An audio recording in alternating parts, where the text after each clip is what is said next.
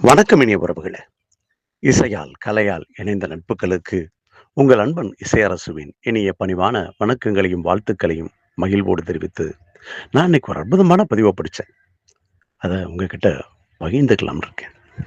"வார்த்தையின் மகிமை" என்ற தலைப்பிலே இருந்தது. ஒருவரிடம் குதிரை ஒன்று இருந்தது. எழில் என்றும் அதற்கு பெயர் வைத்திருந்தார் அவர். அவருடைய அனைத்து வேலைகளையும் பெரிதாக உதவுவது எழிலே தான். அவருடைய அனைத்து வேலைகளுக்கும் பெரிதாக உதவுவது எழிலே தான். ஒரு மாலை நேரத்தில் தன் வீட்டு வாசலில் உட்கார்ந்திருந்தார். அவரை தேடிக்கொண்டு ஒருவர் வந்தார். வெகு தூரத்திலிருந்து வருவது அவருடைய கலைந்த தலையும், கசங்கிய ஆடைகளுமே உணர்ந்திருந்தன. வந்தவர் வணக்கம் சொன்னார். வந்தவருக்கு அமர்வதற்கு ஒரு நாற்காலியும் கொண்டு வந்து போட்டார்.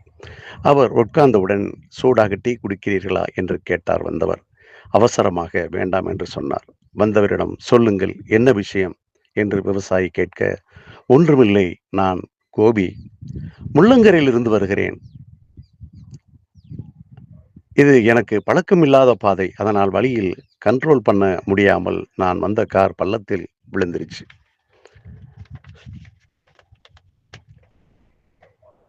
அதை வெளியில் எடுக்கணும். உங்ககிட்ட ஒரு குதிரை இருக்குன்னு சொன்னாங்க. அதைக் கொண்டு காரை வெளியே இழுத்து விடலாம் என்று சொன்னார்கள். அதனால் உங்ககிட்ட உதவி கேட்கலாம் என்று." "ரொம்ப பெரிய காரா?" என்றார் விவசாயி. "இல்ல, சின்ன கார் தான்" என்றார் வந்தவர். விவசாயி கயிறு உட்பட சில உபகரணங்களை எடுத்துக்கொண்டார். குதிரையின் கட்டை அவிழ்த்து அதையும் நடத்தியபடி அவருடன் சென்றார் விவசாயி. கார் விழுந்திருக்கும் பள்ளம், அதன் நீளம், அகலம் எல்லாவற்றையும் பொறுமையாக பார்த்தார். கார் சிறியதாகத்தான் இருந்தது. ஆனால் காரை வெளியே எடுக்க வேண்டிய முயற்சியில் ஒருவேளை அவர் குதிரைக்கு காயம் ஏற்படலாம் என்றும் அவருக்கு தோன்றியது.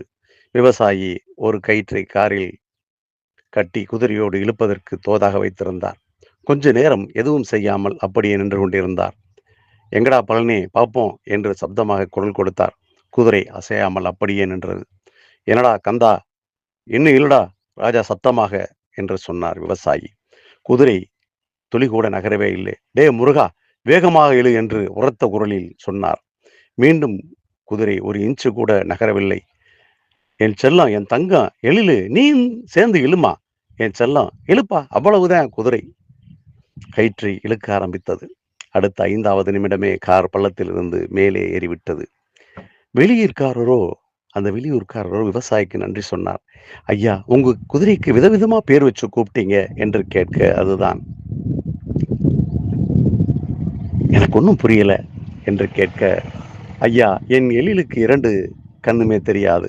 தான் மட்டும்தான் மிகவும் கஷ்டப்பட்டு இந்த வேலையை செய்கிறோம் என்று, இல்ல செய்யப் போகிறோம் என்று அது நினைச்சிடக்கூடாது இல்லையா? அதனால் தான்.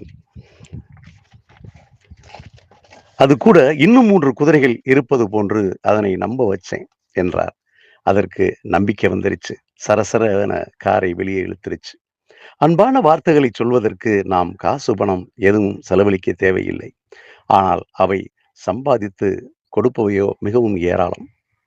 இதையே பிரெஞ்சு கணிதவியலாளரும் தத்துவ வியாபாரியுமான பிளெயிங் பாங்கன் மிகவும் அழகாக சொல்லியிருக்கிறார். "வார்த்தையின் மகிமையோ மிகவும் அபாரமானது. அதனால் தான் நல்ல நல்ல சொற்களை நல்ல நல்ல சொற்களை பேச வாய்ப்பு இருக்கும்போது, கடும் சொற்களை ஏன் நாம் பேச வேண்டும் என்பதையே கனியிருப்ப காய் கவர்ந்தற்று என்று கூறுகிறார் வள்ளுவர். ஆம், நல்ல வார்த்தைகளையே பேசுவோம். நல்லதே நடக்கும். நன்றி இதயங்களே! இதை கேட்டு மகிழ்ந்த அன்பு இதயங்களுக்கும், இதை நமக்கு அளித்த அன்பு இதயத்திற்கும் நன்றி கூறி, மீண்டும் ஒரு கதையின் மூலம் சந்திக்கும் வரை உங்களிடமிருந்து அன்பு விடைபெறுவது நன்றி மறவா நாட்டுப்புற பாடகன், நடிகன் இசையரசுவின் இனிய பணிவான வணக்கங்கள். நன்றி, வணக்கம் உறவுகளே!